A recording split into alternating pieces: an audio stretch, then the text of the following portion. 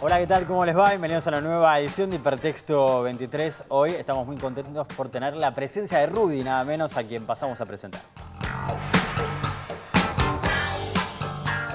Rudy nació en la ciudad de Buenos Aires en 1956, escritor y psicoanalista. Entre sus libros se destacan Freud, más o menos explícito, Autoayúdese es una orden, y su flamante Sigmund Freud, Vida y Milagros. Colaboró en la revista Humor, fue guionista de programas de Tato Bores, Peores Nada y Canal K. Dirige el suplemento Sátira 12 y con Daniel Paz hace el chiste de tapa de Página 12. La asociación libre para muchos es un ejercicio de escritura, por lo cual Freud, más que psicoanálisis, les ofrecía a sus pacientes un carísimo taller literario. Esta frase corresponde a su libro Sigmund Freud, Vida y Milagros. Bueno, está muy buena la frase, por cierto, ¿no? Muy divertida. Claro, es verdad, la asociación libre como literatura. Y bueno, vos sabés que Freud el único premio que ganó en su vida fue el premio Goethe. Ah, es verdad. ¿En serio? Mirá. Bueno, y estuvo nominado, ya que hablamos, para el Premio Nobel de Literatura, inclusive. No lo ganó, pero estuvo ahí. No quería. Freud no quería. No, Freud quería ser considerado un científico. O sea, fíjate, es raro, ¿no? Porque estamos en un programa de literatura. Sí. Los detractores de Freud, de su tiempo, y mucho después, decían, lo que pasa es que Freud era un gran literato. Y esa era su forma de criticarlo. Claro, es increíble, es increíble. Rudy, ¿cómo se hace para hacer un chiste por día? Y hablo de lo de Página 12, desde los comienzos del diario, ¿no? Junto a Daniel Paz. Claro. ¿Qué significa eso? ¿Cómo hace siempre para...? Y están buenos, además. Bueno, gracias. Mirá, a ver, hay dos cosas, ¿no? O sea, es el deseo, las ganas, el disfrute y el oficio. Son dos cosas que se terminan finalmente juntando, ¿no? O sea, yo creo que primero para ser humorista te tiene que gustar, ¿no? O sea, yo lo primero digo, cualquiera es humorista, si no, viste que hay trabajo que si no te gusta más o menos lo puedes hacer, si no te gusta, no. Entonces, si ya te gusta, hay algo que yo creo que todos en algún lugar nos encontramos con algunos chistes, en lugar descubrimos algunos chistes o situaciones graciosas, y lo que hace el humorista primero es percibirlo, darse cuenta que ahí hay una situación graciosa, y luego transformarlo, ahí empieza lo del oficio, en algo que pueda ser gracioso para otros, en algo comunicable, en darle, digamos, la forma para que eso sea, publicable y funcione con otros, ¿no? Con Daniel, en el chiste de tapa, tenemos la gran ventaja de que somos dos. Entonces, bueno, trabajamos entre los dos, lo que no se te trabajan juntos, digo, tenían reuniones para hacerlo. Sí. Bien, vos sabés que Mauricio Cartún, que estuvo en este programa, cita una frase muy interesante acerca de que el humor se parece a la poesía, ¿no? Que depende como el enfoque, la perspectiva, pero un chiste puede ser transformado en poema, por así decirlo, o en una imagen poética y viceversa. Mirá, exagerando una imagen se puede convertir en chiste también. Sí, seguro. A ver, es más, muchos chistes son finalmente exageraciones o puntos de vista, si querés, delirantes de cosas normales, ¿no? Los humoristas en general decimos que nos pasan cosas raras. No nos pasan cosas raras, nos pasan las mismas cosas que le pasan a todos. Claro. Lo raro es la forma que tenemos de percibirla, ¿no? O sea, yo digo, ponele que un humorista, también nos parecemos a los chicos, ¿no? Pero ponele, es el 5 de enero a la noche, el pibe dejó ahí los zapatitos, el pastito, qué sé yo, y entra el papá con un regalo. Y entonces el chico, el humorista, dice, mi papá está más ansioso que yo por ver que me trajeron los reyes. O sea, es la forma de pensarlo es lo que no es lo, si querés, raro o poco estándar. Y el poeta sin duda también, digamos. Es lo mismo, el poeta, ¿no? Es la percepción. Va por la percepción. Claro. Ahora, lo que sí yo creo es que los humoristas nos parecemos también a los escultores y a los psicoanalistas en el sentido de que descubrimos algo, ¿no? Ahí vamos, eso es interesante. Más que inventar, descubrimos. Algo que no se puede decir de otra manera, solo con humor, y me das el pie para el libro, ¿no? Este flamante libro que sacó Rudy, se llama Sigmund Freud, Vida y Milagros. Es muy interesante porque es una biografía en clave humorística, pero que no deja de ser una biografía. No, claro. O sea, que se cuenta la historia, ciertos acontecimientos, obviamente con mucho humor. Y es verdad, a veces el humor te puede ayudar a decir ciertas cosas que de otra manera, no sé si hay canales para hacerlo.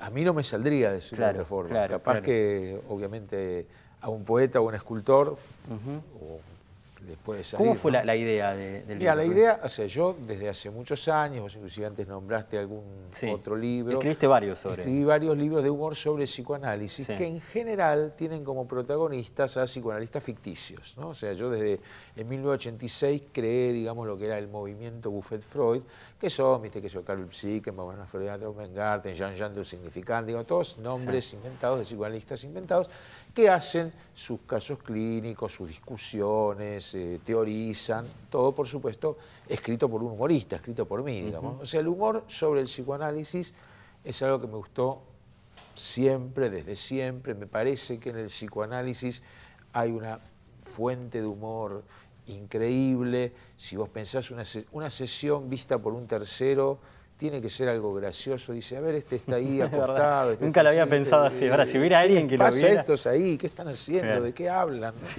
Cuénteme sus sueños. Están re locos. Están locos, están totalmente locos.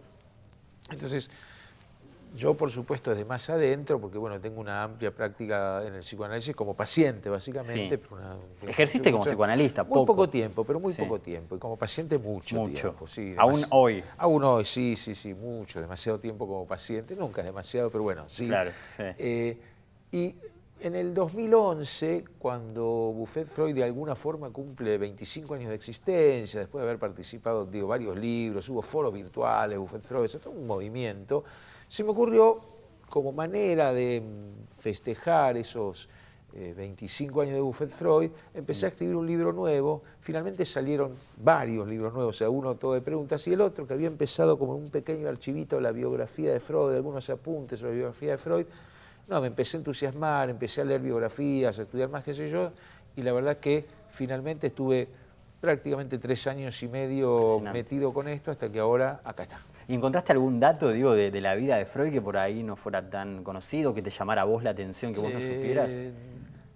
Hay algunos datos que son interesantes, ¿no? Por ejemplo, el padre de Freud se parecía físicamente a Garibaldi y era un tipo absolutamente timorato. Entonces yo decía, claro, Freud veía uno que se parecía a Garibaldi y a la vez que era un tipo absolutamente timorato, que tenía, como yo decía, una gran habilidad para fracasar en los negocios, ¿no? El papá de Freud. Sí. Y bueno, eso cuando Freud, Moisés y la religión monoteísta, propone que Moisés eran 2 personas, digo, habrá sido como su padre, entonces se me ocurrió a mí como asociación, ¿no? Historias de, digamos, cómo era su familia, por ahí yo no conocía los datos más así de la familia de Freud. Sí. La hermana, tenía una hermana. Tuvo unas cuantas hermanas. Sí. Pero había una que tenía una relación más... A ver, Freud era hijo del tercero o el segundo matrimonio del padre. Sí. No se sabe muy bien porque está la primera mujer del padre con la que tiene 2 hijos. Se supone que hubo una segunda después que duró muy poco tiempo y Amalia, que era la mamá de Freud, y de 7 hermanitos más después. Bueno.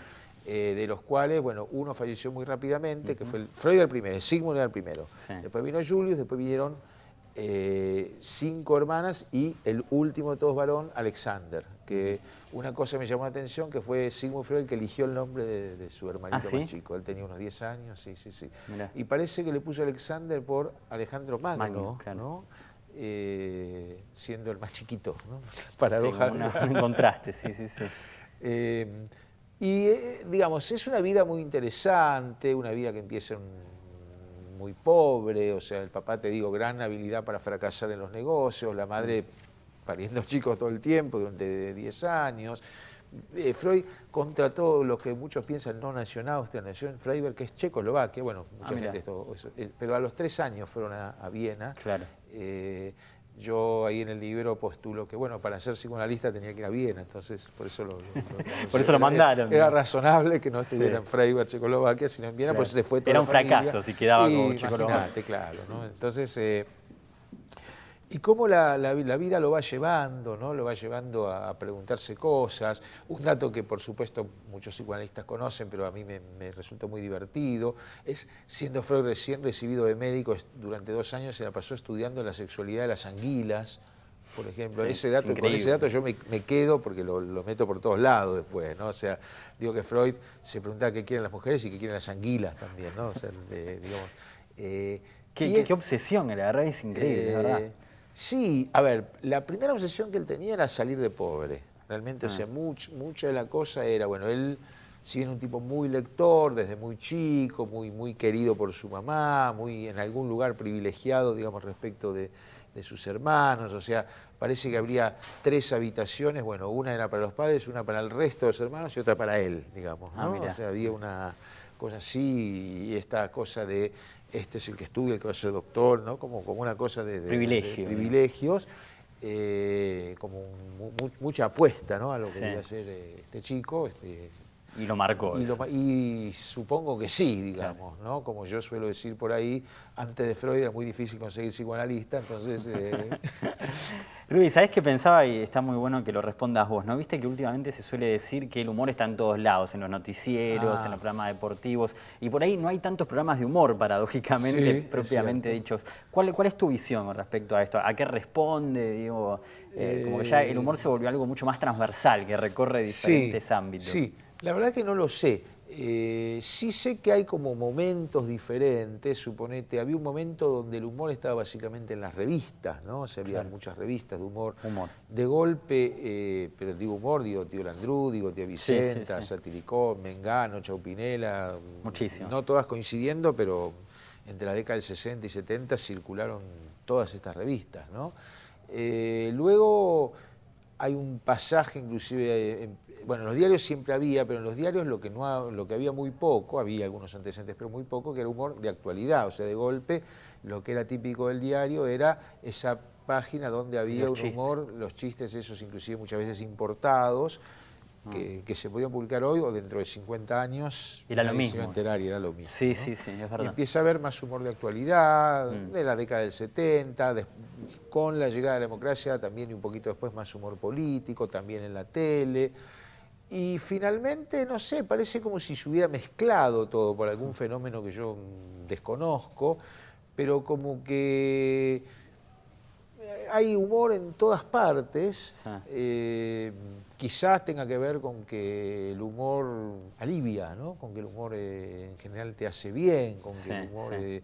con que quizás una manera de poder digerir algunas cosas sea poniéndoles, o si tienen un poquito de humor, si las puedes desdramatizar, ¿no? Hay cosas que por ahí tiene sentido que las desdramaticemos, otras que no. Totalmente. Pero bueno. En ese sentido, ¿cuáles serían tus límites con respecto al humor? O sea, ¿con qué cosas no tratás de no meterte? Yo siempre digo que el humor no tiene que tener límites, pero los humoristas sí, ¿no? Ah, mirá, está bueno. Está bueno, o sea, los límites son nuestros, no es del humor, son de cada uno. Entonces te puedo hablar de los míos. Primero, por ahí no tenés. No, sí que los tengo, sí que los tengo. Los tengo desde los dos lados, ¿no? Desde el lado de qué es lo que no me hace reír y desde el lado de qué es lo que yo tampoco haría, ¿no? ¿Coinciden o no necesariamente? Más o menos sí. O sea, a mí, en general, me gusta el humor, y concibo eso como el humor donde el débil se burla del poderoso. Entonces el problema no es el tema. Vos podés hablar de cualquier tema. El problema es qué chiste haces con ese tema. O sea, si vos haces un tema donde en una situación el victimario se está riendo de la víctima, me parece un abuso de poder y una agresión más que un chiste.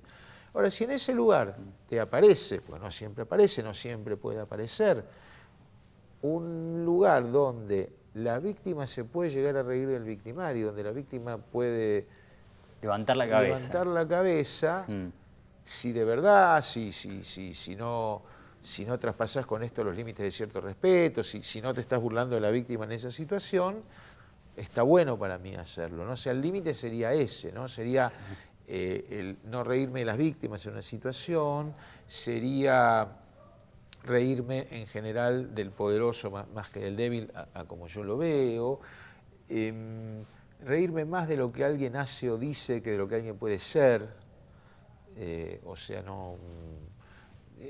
reírme de ciertos prejuicios, o sea, a ver, es como que, porque si no uno en general se habla de los temas que no se pueden tocar, ¿no? Y de pronto los temas se pueden tocar. Sí, es más el abordaje que no se puede. Claro, es más, para mí es más el abordaje, o sea, si vos, qué sé yo, yo no haría un chiste, ni me parecería un chiste, me parecería una agresión, algo que sea discriminatorio, pero sí haría chistes sobre la discriminación. Claro. O sea, sí haría chistes sobre ese poderoso que en realidad intenta burlarse o discriminar. discriminar en el mal sentido, ¿no? Menospreciar sería más que ¿no? a otro. Rudy, estuviste en programas realmente emblemáticos de la tele, bueno, recién decíamos Tato Bores, Peor es Nada, Canal K.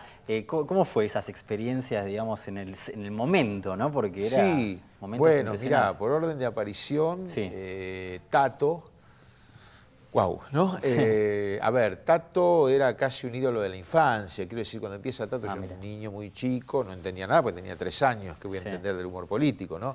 Pero bueno, le encantaba a mi abuelo, a mis tíos, a mi papá. Entonces yo veía que ahí había algo, ¿no? Había algo muy divertido, que en ese momento todos se reían, que un personaje así, bueno, me empezó a gustar mucho, ¿no? Cuando 30 años después de esto yo llego a participar, a colaborar, a escribir cosas para Tato Bores, y fue una cosa de, wow, ¿no? Como que estabas ahí con uno que vos sentís que es un gran maestro. Tato, aparte, realmente era maestro en muchas cosas, entre otras en ser muy respetuoso de sus escritores.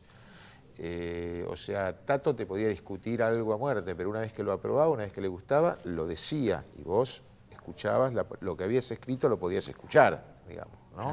Había un respeto. Siendo Tato, ¿no? Siendo Tato. Y bueno, fue muy lindo trabajar estos 3 años que trabajé con él. Inclusive tengo una imagen cuando, bueno, finalmente termina el programa, yo no iba a dejar de estar allí, y un día fui a una grabación y charlé con Tato y estuvo como 1 hora contándome chistes Tato a mí. Yo, viste, esa imagen pasaron más de 20 años y la llevo conmigo, la tengo grabada, ¿no? Canal K fue muy divertido, ahí también es un programa donde de pronto éramos 4 que escribíamos, o sea, estaba Fernando Di Giovanni, Carlos Groisman, Adrián Stoppelman y yo, y era muy de juntarnos y empezar a tirar cosas y daba lugar a cosas muy creativas. Había mucho que inventar, era muy raro esto de muñecos con la cara de los políticos ahí puestos y hablando por televisión. Fue muy original, ¿no? Fue original. A ver, digamos, ya existían otros países bueno, pero acá fue original, duró 2 años, fue muy, muy divertido. Con Jorge Ginsburg también, otro maestro así, de quien además luego quedé amigo y nos encontramos y la verdad que tengo el mejor de los recuerdos también. Era otra forma de laburar, porque bueno, ahí ya el programa estaba muy armado, entonces de golpe eran cositas que por ahí le servían, digamos, pequeños pastillitas que contraban para el programa. Luego tuve un cuarto, pero fue hace muy poquito, que es ahí donde aparecí yo diciendo monólogos en Mitomanías. Claro, el encuentro que está, creo que lo están repitiendo ahora incluso en Mitomanías Argentina. ¿Y cómo fue esa experiencia, digo, de empezar a mostrarse, ¿no? Porque hasta ahí claro, bueno, fue una experiencia, ¿no? Porque al principio yo no sabía si los monólogos los iba a decir yo o los iba... O sea, primero era que los escribía.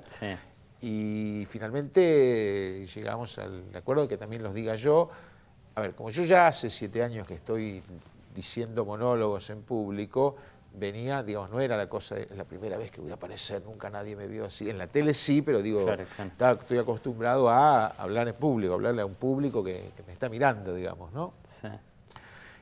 Si bien acá se sumaba el público que estaba detrás de la pantalla, ¿no? O sea, pero también había público presente en las grabaciones y eso ayudaba muchísimo, eso era muy, muy bueno. Y fue muy lindo, fue muy, muy divertido, fue muy, muy divertido.